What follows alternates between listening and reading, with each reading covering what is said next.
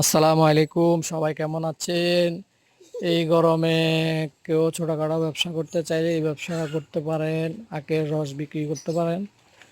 এটা তো অর্ধেকের অর্ধেক মুনাফা, লাভেই লাভ। যাদের অল্প টাকা পুঁজি তাদের জন্য এই ব্যবসাটাই সঠিক। যদি করতে পারেন ভালো টাকা মুনাফা হবে। এটা বরফ ছাড়াও আছে, বরফ দিয়েও আছে, যে যেভাবে খেতে চায়। ও ঠিক আছে, ভালো থাকবেন। আসসালামু আলাইকুম।